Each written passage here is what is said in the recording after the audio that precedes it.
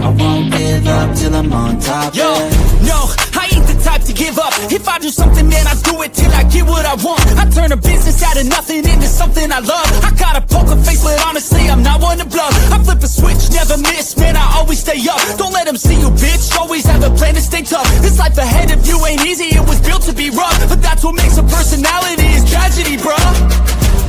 So keep your head on your shoulders. Now we ain't out here moving rocks, we out here moving boulders. What up? What up? What up? Welcome into Busting the Books Up. Maybe I'll call it Busting the Books. Beating that bookie's ass. I don't know. I don't want to give out too many suggestions because we know they will take them. We know that they do that on a regular basis. We are the tip of the spear.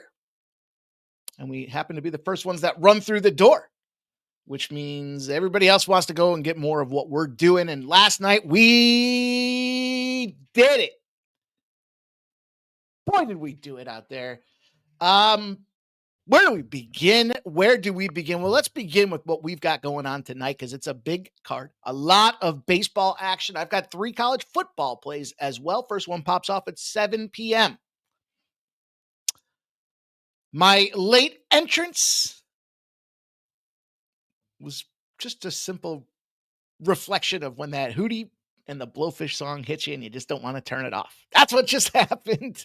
But hey, it is what it is. And we're going to fire off this card today. So we're going to kick it off with a parlay. I'm going to put this right on the screen while we do the other housekeeping so you can get it in. It's the same formula that we used earlier this week with the Pirates under 8, the Mets under 8, and the White Sox under 8. We'll talk about some of these plays respectively, individually. Actually, you know what? I screwed up. It's Pirates under 9. Excuse me. Pirates under 9. Should say Pirates under 9. Whoops. Good thing I looked.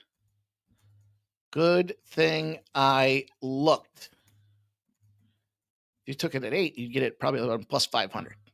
So let me slap that on the screen right there. Cover that right up. Never happened. It never happened. And anyways, we got Kansas City, Philadelphia, 6:40 start. Pittsburgh, Washington, 6:40 start. White Sox, Cleveland, Colorado, San Diego, the Angels and the Mariners, the Dodgers and the Giants will bring us home in baseball. And 3 games, action in the Syracuse college football game against Colgate, action in Kansas State and Arizona Wildcats, action in, how can I forget? Colorado Buffaloes and the Houston Cougars. It's going to be a fun night. It's going to be a busy night. Busy night last night. Busy kicking ass and taking names. Cashing all over the place. NFL primetime script. I got to get like a little checkmark graphic with like a little cash register sound. Maybe I'll do that. Maybe I'll make myself a note for that because nailed the script. I mean, you nailed the fucking script when you cashed everything. We only missed one spot. In hindsight, Bill, what's his name? Bill, running back for, well, listen, the overestimation for me was the Redskins were any good. Not to say they're not any good. Excuse me, the Commanders. Fuck you. They played the Giants the first week. What we saw is they're shit. And the estimation of Jackery Krosky Merritt to get over 37.5 yards. Yeah, he had 10 rushes for 80 yards the previous week, but not this week, 17 yards. Now, as far as the first half, check, 14-3, crush that. We talked about the team total under for the Commanders. Check, crush that. 22, I forgot what I gave it out at. Same game parlay. Cashed another one on prime time football. Check. What else did we cash?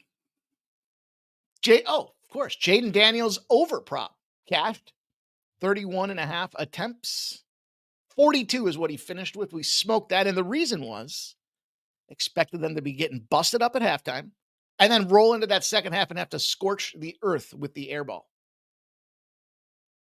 Now, you have to pay attention because I told you guys this on the show. It's not just about the winning plays. It's about the cautionary plays. Austin Eckler week 1 was 2.5 receptions. We know that he tends to be the receiving back in that backfield. They moved his prop to 3.5 this week. What happened? He caught 2 in the first drive. He got banged up and he didn't get any more. 4 targets total, caught 2 of them. Didn't cash.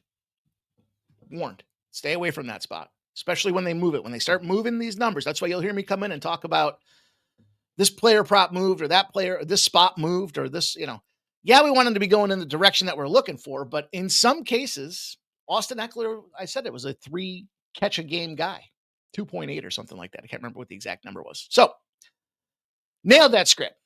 Now, as far as nailing scripts, gave out the 51.5 or 52.5, doesn't matter. Didn't cash in college football. But what did I say? We're adding a teaser. Why? Well, because the line has been ping-ponging. It moved. And we're going to go back over the initial opening line. What happened? We had the NC State, whoever the fuck it was. Minus 1.5 to win the game. It was a great live betting opportunity at halftime. And then the under 58.5 was that teaser. They got 58 points. They shut them down in the second half, and NC State came through and won. So we pushed.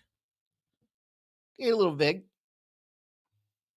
But we cashed, essentially, with the strategy. So fired on all cylinders in football. Now, look, it sucks that we didn't get the under 52.5, but it was minus 105. So of the VIG scale, wasn't very deep.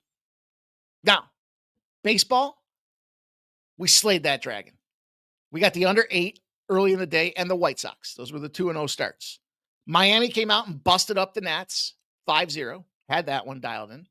The first 5 under in the Kansas City game got sweaty. 2 bangers from Kansas City in the first inning, and I'm thinking this game is toast.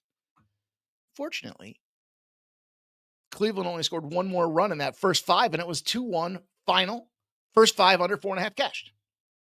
Also gave out the full game under for the winnable members. Jesus Luzardo. Well, we had his over 6.5 strikeouts. We had the Phillies parlay. The Phillies came out down 4-0 to the Mets right off the gate. What happens post that process? Well, we live bet. We live bet the shit out of the Phillies. Got him at plus 250s, got him at plus 450s. Live on show. That's why you got to be a part of these live streams, because the big money comes in when we try to find these spots where the line just isn't right. And it was 4-2. The Phillies come back 4-3, tie it up 4-4, never look back, bust up on them New York identityless Mets. And we cashed a plus 257 parlay because Jesus shoved. We roll on. Colorado Rockies Nerfy. Hadn't given out a Nerfy in a minute. Cash, plus 104. Beat the closing line, too, by the way. Now, the play I liked the most didn't cash. That sucks. That under 8 in that Seattle game was ugly. Seattle got their piece of it done, but it was just a scorched earth battle out there. And we're going to attack that game tonight again. So, success all over the place. Now, Dallas cashed in the WNBA that first half plus 3.5. Wrong team favored. They won outright by 10 in that first half. Sadly, the Chicago Sky team total under didn't cash for us. I did give out a play on winnable as well that cashed, and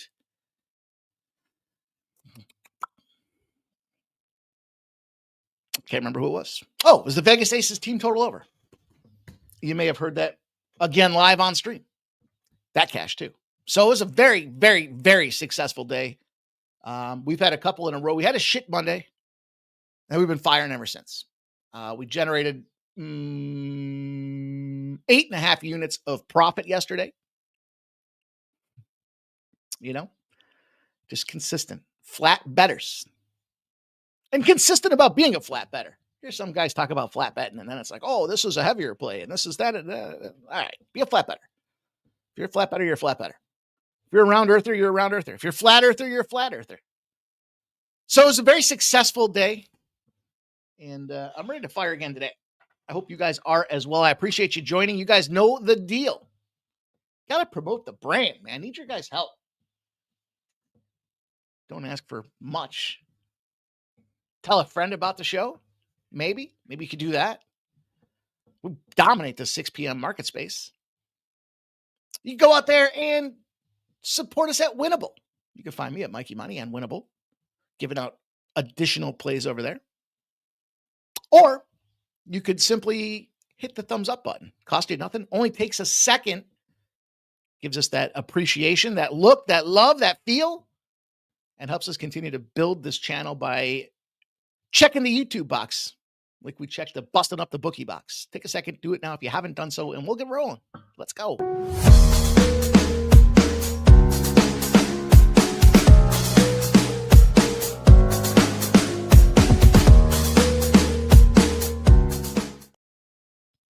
Okay. That's all it took. Just a second. 1 second to smash that thumbs up button, and it certainly gets me excited. So I appreciate you guys taking the time to do that. The effort. Small token of appreciation for the time and effort that goes into helping prepare this card. Coming up with not just the plays, giving you the trends, giving you the angles, talking about the cash flow splits, game scenarios, game analysis, game breakdowns. Only takes a second. Means a lot. Got to keep those likes up. Let's get into Major League Baseball. But before we do it all, you know, my favorite part of this show is recognizing you guys and girls in the chat, shouting out your plays, looking at your best bets so that we can all try to beat these bookies together. And let's go. Let's do just that. I got slightly distracted. You ever agree to do something? You know it's going to take a while and you don't want to do it. And then you're like, fuck, I got to do it anyways. Said I was going to do it. And then like, as soon as you start doing it, you're like, this fucking sucks. I didn't want to do this. And then it takes another couple hours to do it anyways. That was my afternoon and I am fucking beat because of it. So that's my distraction here. If you follow along, if you're picking up what I'm putting down. But let's go. Shout out to Stop Geo Engineering. Colorado, Houston, going to the under in the big battle. New Q is really the old Q against the Houston Cougars. At home have been an under juggernaut. Stop Geo's coming in with the under 45.5. And Blake M going to the CFL. I'm on that play as well, Blake M. I like that. Good luck to you. Good luck to me. J Main says, yo, what up, gang? Starting early tequila shots. Woo. T-Smooth in the house. What up, T-Smooth? Shout out to Ken Wood, Joe W. There's my guy, Justin McKelvey. J Main leaving Pittsburgh. Coming your way in about 45 minutes, he says. Look out. Look out. J Main says, we out here moving boulders. Yes, sir. Pacheco de Gallo says, we need a winner. Can you win? Says Almighty Mikey. Money's sir. What's up? My friend Chosen One says K-State on the money line. Katie likes the White Sox plus 1.5. Randall Sheffield's here. Shout out to all you guys, man. Randall Sheffield says 2-pick birthday parlay. Okay. Shout out to Trisha M. Hating as usual. Jay Main says, I called under on Merritt week 2. I'm following a lot from week 1, attacking hard. Justin McKelvey says, yes, sir. Oklahoma game tomorrow. We got rooms at Days Inn in West Philly. Oh, that's cool. That's cool. Katie likes Colorado. Plus 5.5. Colorado plus 5.5. It's that time of year where there's Colorado, and I'm thinking, is it hockey, football, college? It's not the Peter Gracia. This is nice cashing last night. Mr. Tomatoes is here. Let's get these Friday tomatoes. Yankees money line and Houston money line in college football. Dale Fix says, shout out to Vitalis Bets for giving away $40 to winner of the duck race last night. It was fun to have Vitalis on. Enjoy Vitalis's expertise, his breakdowns, his plays. That was fun. A couple of you guys won some free gifts out there. Make sure you DM the appropriate folks to get your paid in full memberships. Ignatius Penny Feathers, Sports Money Crew. Let's go. Says DeGrom 6Ks, Waldrop 5Ks, plus 205. Stop Geo. DraftKings home run boost on Eugenio Suarez. He's 5 for 12 with 3 homers in his career against Kikuchi. Who's allowed 22 of his 23 home runs this year to right-handed bats. That's a great breakdown. Stop Geo Engineering. Robert McCormick says, good evening. Peter Grassi says, huge Sox. Yankee series starts tonight at Fenway. The Sox. Station plate 211. What up? DJ Hardy. Hamilton over 52. Phil the Kill. South Florida, Miami battle tomorrow. Who you got? I'm on Miami. The dream season for USF ends tomorrow. TBD. David Wallace, shout out to you. Justin McKelvey says, Mikey, nothing like that. Traveling to Philly tonight for Oklahoma game tomorrow in Temple. Oh, baby. Joe W says, that was a hell of a duck race last night. It was an hour. Then it fucking froze up. I was like, dude. Oldie says, what's good, fam? Worst killing my handicap, but love all your looks, brother, says says Oldie to Justin McKelvey. Stop Geo says, Nats Moneyline. Playing damn near that best ball of the season, 7-3. Their last 10. Pirates are sinking like a lead weight on a 6-game loser. Phil the Kill says, I watched that Miami Temple last year at the Link. That stadium is so small, no matter where your seats are, you can wander and get a great view. Silent Rob says, tongue to tongue. Irish Kings here. Let's go, you guys. Appreciate everybody coming in, checking us out, doing the thing tonight, and sharing your best bets as well. Irish Kings has cashed the Cubs first 5 minus a half and the team total over 8.5. I did not cash today in the afternoon. Wish I could come in here and say it was all sunshine and roses, but it was not. Had the under. Couldn't have been any more wrong. The only thing that was worse than having the under 7.5 in that Cubs game is going back in and live betting it at 9.5. What are you going to do? It's time to get after it, though. You guys know the deal. Appreciate everybody showing up, hitting that thumbs up button, sharing your best bets, comment, like, subscribe, support, do everything that we're doing out here to make this cash together. And shout out to them Green Bay Packers with that big win last night. It was never in doubt, was it? It was always Pack. Go Pack, go. Kansas City Royals, Philadelphia Phillies popping off in Philadelphia with the big game on deck this weekend, as you guys have talked about. Kansas City Royals, we just talked about them coming in after playing a Guardians team that, well, let's be honest, both teams were back and forth with their consistency or lack thereof in scoring runs. 87% of the bets and 91% of the cash are on the Fightin' Phils. It's almost Red October. Lines move 5 cents in that direction. Correlated movement. The 9 has gotten ballooned up to 9 at minus 115 juice with 65% of the bets and 74% of the cash on the over. Michael Lorenzen comes in with a 4.63 ERA. The big talk of the night is Walker Buehler. Buehler. Making his debut for the Phillies. And I think that gives us a great opportunity. Now, look, the Phils are on a 4-game win streak. They just busted up them Mets, slapped him in the mouth, disrespected him, showed everybody who the best team in the NL is. On the other side of things here, the Kansas City Royals have been sucking the proverbial D. They do have a win in their last 5 games, but it came after getting shut out. And we all know what teams do after a shutout. It's not just that they're losing. They're not scoring. 1 run, 2 runs, 0 runs. They do have an 11. I'm sorry. 1 run, 2 run. That was flipped over to the Phillies to me. 1 run, 2, 1, 0. They had that 4 in the win, and they followed it back up with a 2-pack. 2-pack Shakur. So, when you look at this line and you're thinking, this is a pretty low line. What's going on? I believe it's low. If you can make sense of why, then I think you can justify attacking the spot. And I think in this case, this line was low because of Walker Buehler. He didn't have the best season. He wouldn't have gotten released. But Michael Lorenzen, the problem for a guy like Lorenzen is your team doesn't have consistency. He's sporting a 5-10 record on the season because the bats are sleepy over there for this Kansas City squad. Now, no sense in looking at home road splits for Walker Buehler because guy's like a nomad lion. He doesn't have a home right now. He's probably sleeping out of a suitcase. And he wasn't going very long prior to his acquisition here. He did have 2 6-inning games, surprisingly. Only got hit 4 times. For them, Red Sox. The Sox. Sox are going to smash. I'll be in the car. Then he struggled against Baltimore, and I think I don't know if he got injured. I don't know what happened out there, but 4 innings pitched, 4 hits, 2 earned runs.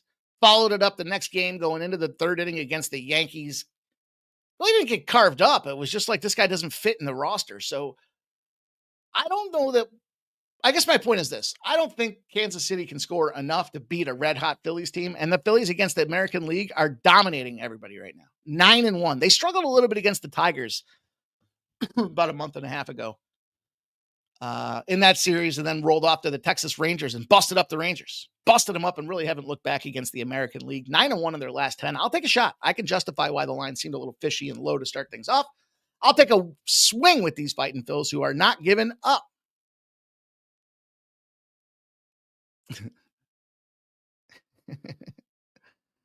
Philly Kill says, "I never let my friend live it down. He had a mix CD of Tupac handwritten on it." Man, the double album was great. Double album. Brenda's her name. She got a baby. Tupac, man. Anyhow, who would have thought I was going to drop a Brenda got a baby? Hey, why not? Pittsburgh Pirates will pop off at 6:45 against the Washington Nationals. Sharp respected betting action chimed in on this game. And I think you certainly have to be aware. You certainly have to know that the Sharps are pounding the same spot that I'm looking at with this game here. A couple things. Fade the Nats at home in the first game of a series. We've talked about that umpteen times and then some. Before we even get into the rest of it, 61% of the bets are on the Nats, but 69% of the cash are on the Pirates. Partly, I think, Brad Lord and Mitch Keller, Mitch the bitch Keller. And I get it. Problem you got is you got unders directions for the Nationals. You got Pirates should win. They're 14-0 after they left 6 or more guys on base and got walked less than 5 times. But that trend to me says you had a bunch of singles. Guys couldn't advance. And now you're rolling into an under city where the Nats, after a shutout, are 7-3 to the under. Think about that. And that makes sense to me too, because it's a bad team and an inconsistent team. And they got shut out, and it doesn't end the next game. They stay under. With the Pirates going in their own right, 78-40 in Pirates games if both teams went under the previous. 6-3-1, though, in its last 10 spots out there. And when I talk about the head fake, here's what I mean.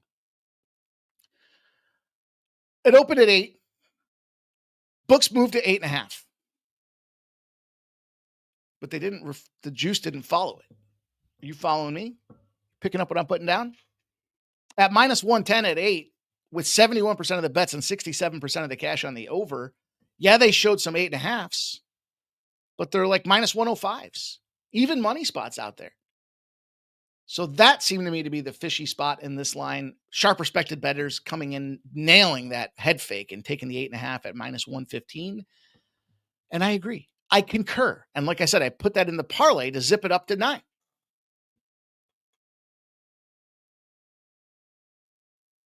Shout out to Justin McKelvey. Vinny Pasquantino over 1.5 bases at plus 114. Billy Kill says the Phillies are just fucking people up nowadays. Yes, they are. What a great money spot last night. Brandon Whedon's in the house. Onward, upward, let's go.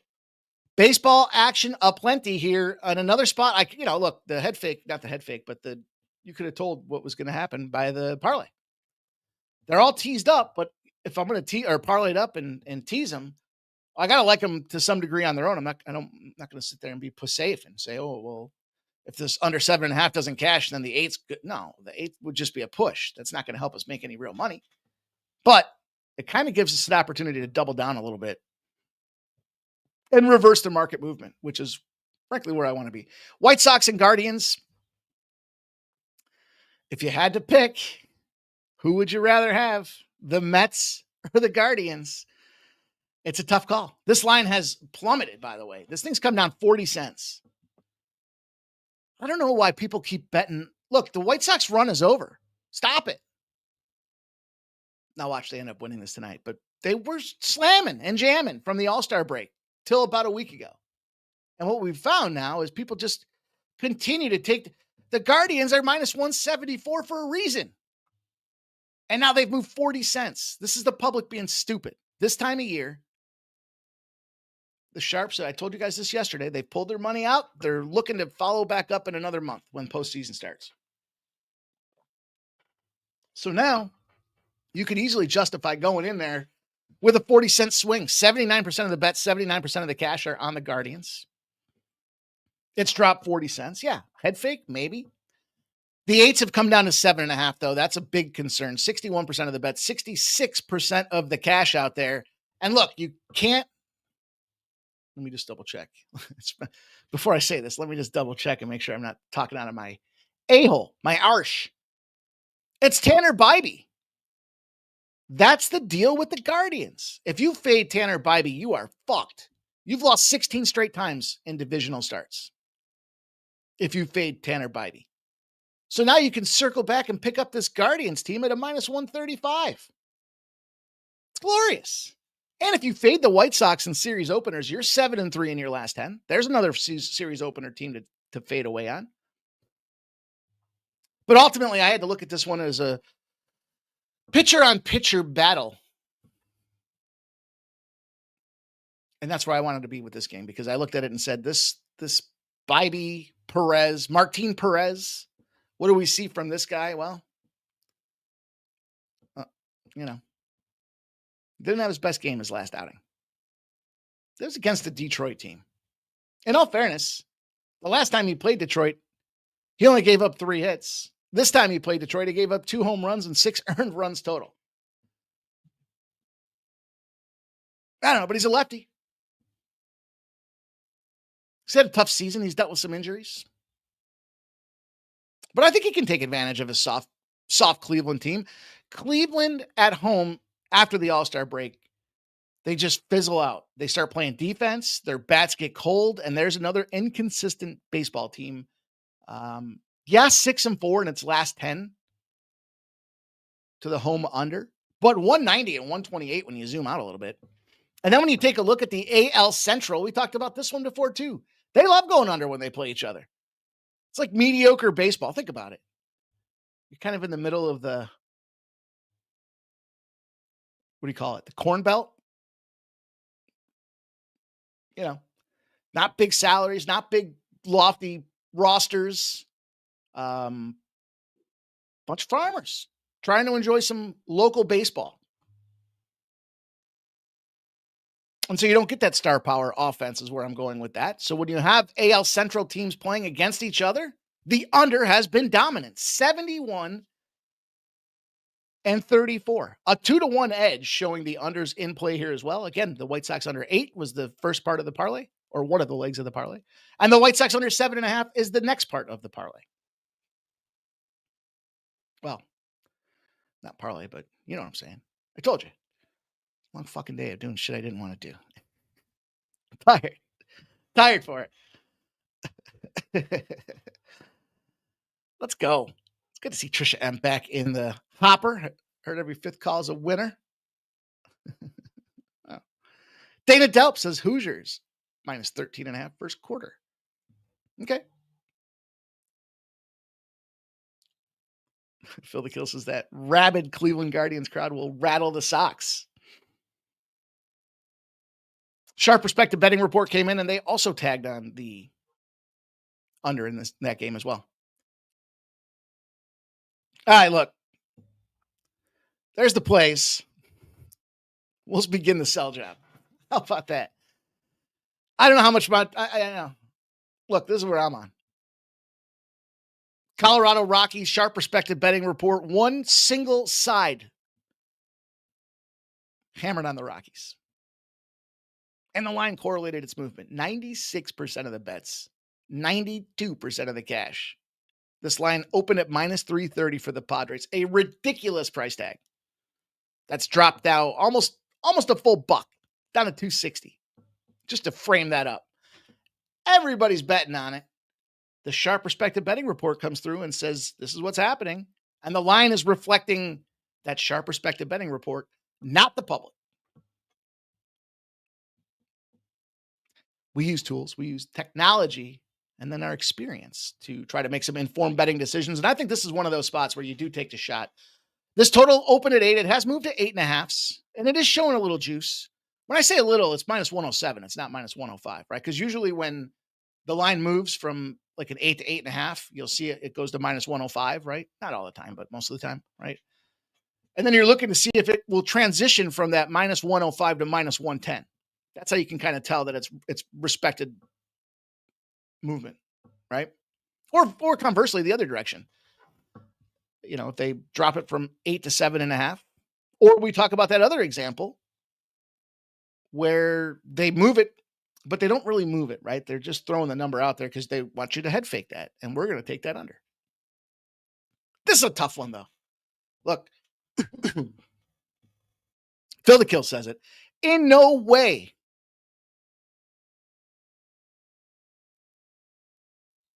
should the Padres be this price tag right now. Now, should the Rockies be this price tag? They suck. It's not an easy sell. What I will say, if you're looking at the Padres, is you got JP Sears. You know, that's a guy they picked up and targeted at the deadline. And remember, I told you guys at the deadline, the Sharp Respected Bettors came through. Not, it's a different report, but the Sharps came through and said they thought the Padres had one of the best rosters post trade deadline to make the move and win the whole thing. Or the NL anyways, the NL, not the whole thing, but the NL. I don't know if JP Sears is that man though. He's got a tough ERA. His ERA is north of 5.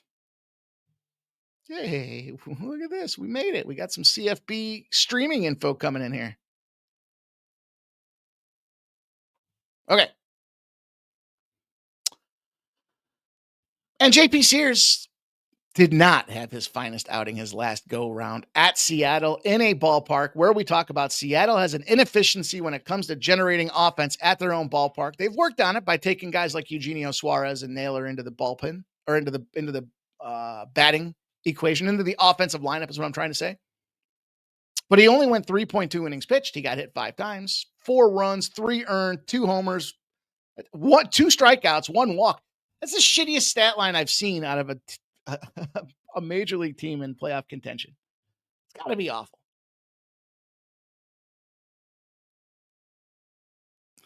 Shout out to you, Nathan Cerna. Checking in from work. Tell a coworker about us, man. Let them know we're here doing this thing. Let's grow. Sharing is caring. San Diego Padres 0-7 when they're playing non-divisional opponents. They're a favorite. And they won by less than 4 runs the previous game. We've been talking about these Padres. Just can't seem to turn it around and generate some offense. It was a 2-0 game that last time. And we got the Rockies coming in off a shutout. It lines up really nice, I think, for a shot to take a swing. You know, look, take the plus 1.5. I'm on both pieces of it. And I got a unit on both. I'm staked for a unit on both. My thought process being I really want the money line because 2 units will turn into almost 4 units. And that's a great way to double the cash.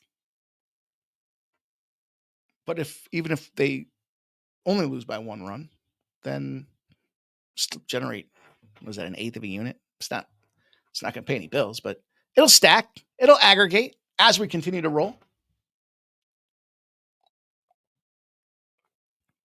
So that's what I got. Checks a lot of boxes. You know, sometimes when you see a shit ugly dog like that and you're like, really? And then you start digging in it and you're like, oh. And then you get the sharp report and it's like, oh. And then you add to it the San Diego fades. Man, it's like, all right, you got me. You got me. You had me at hello. David Delp says the line is dropping also. Yeah. Reverse. I mean, almost the entire world likes the Padres tonight. How could you not? And I'll bet you a bunch of them will give it out at -1. That way, if they only lose by 1, or if they don't win the game, you keep your vig down, right? We all know that game. We're going to take the shot. We're going to take a swing and go for it. I think that's a good looking spot. Speaking of going for it, let's go back to it. We cashed one yesterday. It was an easy casher. It was that San Diego Rockies game, as a matter of fact. So I don't love this game. I mean, Seattle's, here's my problem. Not just constructively the way they're set up, are they a shit team? They're a boomer bust team. Look at the number of single run homers they've got on the season. Now, 90% of the bets and 84% of the cash are on the Mariners. It has moved 14 cents in the Mariners' direction. How do you get down on the Mariners?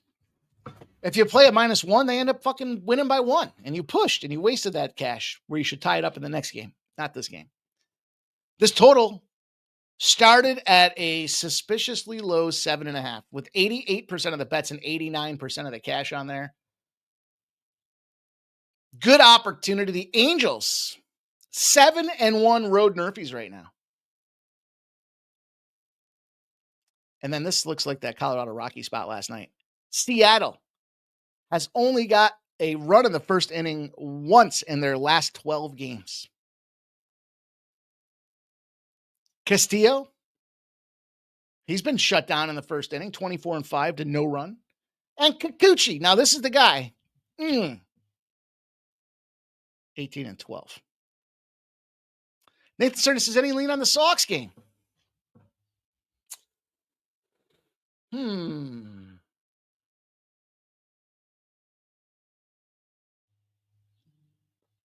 I have a hard time believing in the Yankees. And I believe that the Red Sox, I don't think they're going to smash. But in a closely battled series right now with the Yankees pushing for the playoffs and the Red Sox having home ice. I'm so ready for hockey. Done with this baseball. I keep making money, so I can't say that I'm done with baseball. It's too many fucking games. I feel like sometimes the breakdowns just become redundant because it's like, all right, this pitcher pitched 4 days ago and this team sucks. So let's talk about why this is the right play, right? But at least with hockey, they got a bunch of different games out there. I would lean to the Red Sox. I kind of like the over, to be honest with you. The thing, I'm not a big heel guy. Is it heel? And I do like Lucas Giolito. So it's not, to me, the reason I stayed away from this game, first of all, there's a lot at stake in this game. I didn't see that there's a clear decided edge. So yeah, despite I like to throw volume around there. This is a tough game, man. The Yankees don't want to get fucked and lose their playoff positioning. And the Red Sox are still, well, I don't know if they're going to catch the Blue Jays at this point, but their playoff aspirations are on the line. So I'm going to go to the pitching edge, and I think it is, in this case, I'd give it to Giolito, but it's just tough game. That's a tough game to cap.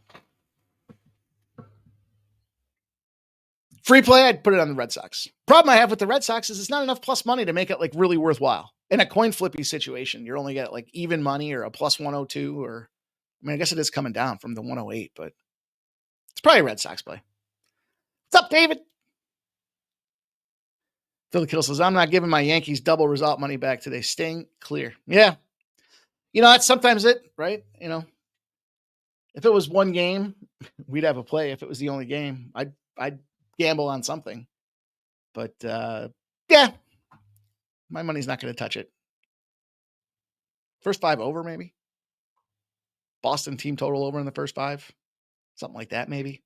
I mean, those aren't plays that I play very often. So that's where you're digging in deep in a solo spot. Last game I've got on the baseball card, and then I've got 3 college football games. The Dodgers and the Giants. Speaking of big fucking battles. Now this one, almost exactly the same reason that I like the Red Sox, but didn't pull on it, are why I'm taking the San Francisco Giants and pulling on it. Tight game, tight series, playoffs on the line.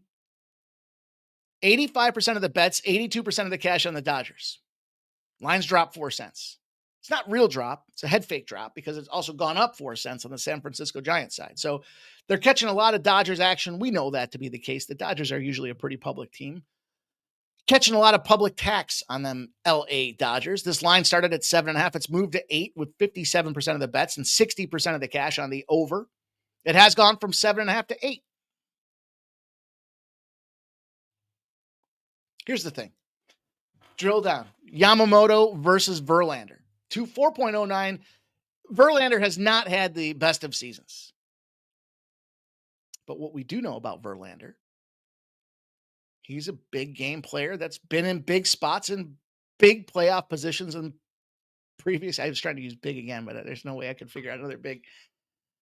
Other than he might have a big hammer. I don't know. 4.09 with a 3-10 record. Not his finest work, but San Francisco's not truly eliminated from the playoffs just yet. We know that the Dodgers are one of those teams that if you fade their run line, we talked about this stat 2 weeks ago. The money you've made just by blindly fading the Dodgers on the run line is good money. When you look at this price tag for the plus 1.5 San Fran, it's sitting around minus 135, minus 140. Reading the line, it tells me they think this is probably a 1-run game. And if it's a 1-run game, I want the more experienced pitcher in big spots that's gone deep before with the home team at plus money pricing. Oh, and by the way, slap the Dodgers in an 0-7 position on top of this one for me. And what that tells you is they're a team that's hitting a lot of singles. Road games, after they let 29% or more base runners score and had 9 or more hits, they just can't follow it back up. It's been a tough year for these Dodgers, and it's reflecting now in some of these advanced metrics and standings around generating runs across the base. Inconsistent at best. Good spot to take the San Francisco Giants at a plus money price tag. And this way here, we got Colorado. We got the Giants. We cash one of these plus money jobbers, we're going to be in good shape. We cash 2 of them. We're smacking. If we get all 3 of these plus money spots in play for us, plus the parlay, it's going to be another big day. Try to stack the card. First thing is you got to protect the bankroll. Not play scared, just protect the bankroll. You got to try to find some plays that have, the trends that are higher than 65, 70% probability of winning. Then you slap in a couple parlays so that when you get the juice down on a Jesus versus Phillies matchup there, or Phillies with the Jesus matchup there, you're turning that thing into a plus 205 or whatever that number was yesterday. So you take a couple of those swings. And then when it all comes in, when it all does what it's supposed to do, you have almost a 10-unit day like we had yesterday. And you just hope that you constructed it properly, that you don't just puke it all up and have like a minus 4 or 5 unit day. Those are tough ones. Let's go to college football. Big card tonight for Friday night. I was a little surprised. And I'm not taking anything in that Indiana State game. It started at 6:30 for one. It was too fucking high a spread. It scared me a little bit to that degree. I'll tell you this, though. 26% of the bets, 78% of the cash are on the Syracuse Orange. And the lines come down a point. I believe that 36.5 is too many points to be laying for a Cuse team. When they play these Patriot League teams, because of geographically where they're situated, they play them quite a bit in both basketball and football. And they pay them to come in and play them. Damn it if it's not like the Super Bowl every single time the Raiders come out there and play Syracuse. Man, they play them hard. They beat them outright sometimes. Holy Cross is another one that's given Syracuse some fits over the years. And that's just experience. That's just being that's my team. I don't talk a lot about Syracuse being my team because I don't mind fading them. But it's my team. Donovan McNabb. Why not? 90% of the bets, 71% of the cash on the under. 60.5 is where it opened. It's at 64.5. It hasn't moved anymore. It's a lot of points, which opens up a certain trigger hole for us.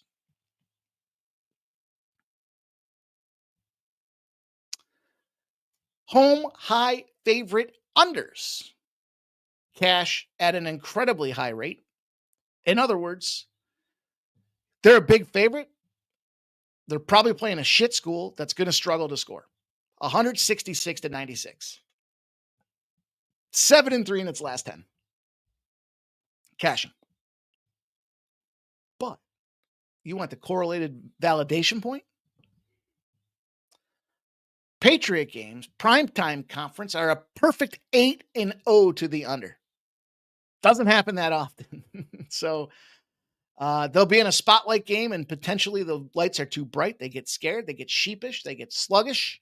And they get busted up. But I'm not going to lay all those points with Syracuse. I'm going to go to the under 64.5. We've got 4 points of movement in the right direction.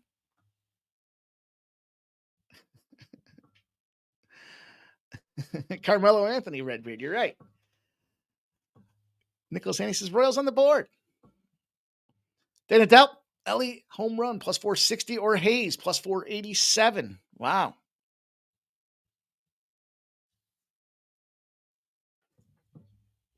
I'd probably go to Ellie.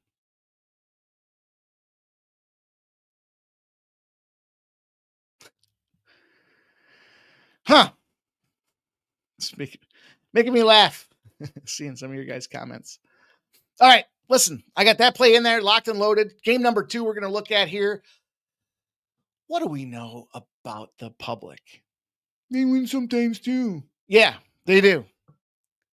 But they haven't been doing it in the NFL and college football. The number 1 bet game tonight, the Houston Cougars. Houston Cougars being the side. 54% of the bets, 73% of the cash are on the Cougs. I told you earlier this week I was evaluating this game thinking, do I want to take the team total under for the first half on the Buffaloes? And I said, if I'm going to pull the trigger, I will. I'll let you know. I didn't. Now 39% of the bets, but 78% of the cash are on this over. The more I started thinking about this game, the more I thought the over is probably not a terrible look. And you see the public loves the under because they're just maybe recency bias or I don't know. I know when I looked at Colorado and dug deeper, guess what they've got going on? Little quarterback switcheroo. They brought the kid in from Liberty. He was supposed to be a dual threat. He had some big game experience. Well, guess what? They realized that Liberty plays shit teams. And so in terms of a product or byproduct of his preparation against shit teams, he ended up being a shit quarterback. So Prime's had enough. He benched him. And he went back to somebody that he's recruited from his getting into the program. He's developed them. The kids had 2 years to learn the system. So if you're looking at the Cougars and you're thinking Buffalo's been struggling and Cougars can shut them down, well, I don't think you're seeing the full picture. I think that's very much a problem when you're starting to try to evaluate how this game goes down. Now, do I think they can go out? I mean, look, I wouldn't be talking about a dog if I didn't think they were very much a live situation to win. And they got themselves in a nice little sports betting scenario that we like to look at. Friends are our friends until the end. or they go bust. 7-0. They gained less than 400 yards the previous game. In other words, you're buying low because they kind of deceived the books. It was Delaware. They only gained 398 yards in that game. Houston puts themselves in the intersecting 0 position. If they covered 2+ games in a row, they're 0-9 against the spread that next game. You're selling high on a Houston Cougar spot. I think this game's going to be fun. And I do think that the Cougars are a live dog. I'm sorry, not the Cougars, the Buffaloes. I'm excited to see what this Staub kid's going to do. How's he going to fit it together? As long as he puts his helmet on and ties his shoes properly, I think he's got a viable chance. And yeah, the Cougars, typically what happens, they're getting 6-7 points after 2 or more wins, and they're losing by 15 points against the spread. They're losing by 8 points on the money line. Well, if you slap 8 points on this, then you could think about an adjusted line for Colorado -3 or -4. So ultimately, I'm going to choose to score with the Colorado Buffaloes for game number 2. Yeah, Phil the Kill says Delaware kept it closer. They did. It was enough that Prime said, fuck it. Get this kid out of here. Get this Liberty kid out of here. Tell him to pack his Gucci bag and fuck off. We're bringing Gucci. We coming. Last game on the docket. I already gave this one to you guys the other day, so you already know the situation for me. But I'll talk about it. Quick minute here to talk about it. Last game on the slate. Actually, that's not true. New Mexico Lobos and UCLA Bruins. I don't know what you're going to do in that game. I know what I'm thinking about doing, and I will probably post that out later tonight. Kansas State Wildcats. You guys have heard me talk about it. I'm not. Game 1, I had the under. I gave that out in the Ireland game. I gave it out. It had almost nothing to do with Kansas State. Kansas State's proven they're a bunch of bitches. 47% of the bets and 60% of the cash are on K-State. Line's gone down from an opener -2.5. Totals come down a point. 87% of the bets are on the under. 55% of the cash are on the over.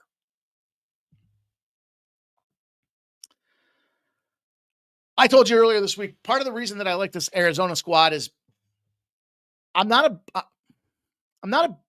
want to motivate this kid to go stick me here, but Avery Johnson just hasn't clicked into gear yet.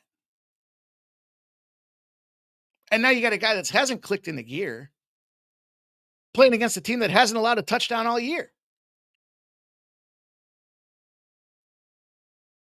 K-State hasn't covered a spread all year. They're going to go on the road and open up as a favorite. They've played in Ireland. They've had some big games on the schedule already. Week 2, they played an FCS team, barely won. Then they fire off against Army. They lost 24-21, and they were home. So Avery Johnson's inept ability to run this offense has generated only 172 yards and a touchdown and a pick against that Army team as well. So on the other side of things, you got a sophomore. He's been in the program. You know, that's very important to me when I look at college football is, do you have players that, much like I can be comfortable with the Colorado side? Hope we don't get blown out. Fifida, I believe is his name. And the thing that he's done is year over year, he's made a big step. He's gotten bigger, bulkier. He's got 75% of his passes completed on the season, 6 touchdowns, no interceptions in 2 games. One of them was against Weber State. I got it. But he passes the ball around too. So, I think that's the challenge. There's just too much for this Wildcats team to have to come into Wildcats versus the Wildcats. I don't believe I just realized that. Why didn't somebody tell me? I would have talked about just picking the Wildcats. So good luck to you. Problem for Kansas State, though, is their defense. This is where they had the problem against Iowa State. They let Army run the ball 70 of 82 plays. And they just kept giving up first down after first down after first down after first down. Like, you're just getting busted up. Difference for this game, well, this is where it's really tough to compare for the matchup because Arizona does like to run fast. And they've got continuity in their offense with their offensive coordinator coming in there. So I think this is a good spot. I think this is the wrong team favored. Kansas State comes in here. Why? Because they're a big name school. I know some sharps that were taking Arizona to win or to make the college bowl games or the playoffs and playoffs. You talking playoffs? Even somebody liked them to win. Crazy as that sounds. But I'll take Arizona to come out. This is a big home game on a Friday night. It's a big sports weekend. And this is going to be a lot of fun to get involved with this game. So I'm going to take the Arizona +2. Sprinkle the money line.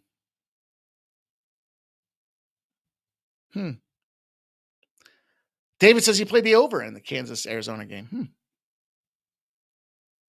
Nicholas Handy likes the over 22.5 in the first half of Colorado Houston. I don't mind that.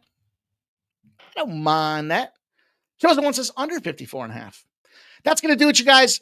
Big Friday night action.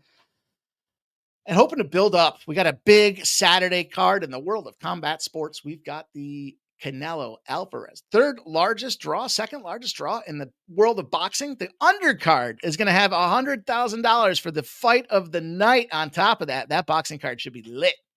We got UFC. That UFC is going to pop off at 3 p.m. tomorrow. So we'll be rolling our show. We know what we do, 3 p.m. to probably be done around 9 p.m., which means we'll cover all kinds of college college football. We'll cover Major League Baseball. We'll talk some NFL action. We'll be on props. We'll be on sides. We'll be on totals. We'll have some parlays. We'll have it all with the crew at Sports Money. You can see my man Ramon Scott at 9 a.m. Get you started with the morning steam. Just a few short hours later, we'll be popping off talking the world of college football. And if you're looking for additional plays, my best bet selections, my favorite plays, then you can shoot on over to Winnable. And for just a couple of dollars a month, get on the text package out there and you can get all of the plays sent to you guys. Some of the extras, some of the late ads that I get involved with, some of the live bets as well. Don't want to miss out on that action.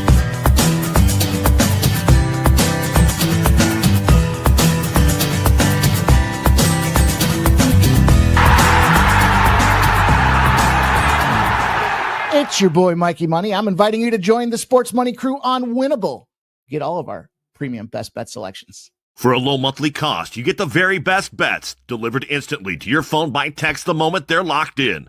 No delays, no missed lines, just the smartest plays at the best odds. We do the work. You get the plays sent straight to your phone right when you need them. Don't wait. Don't guess. Don't miss the line. Join the winning team today and start cashing tickets with Winnable.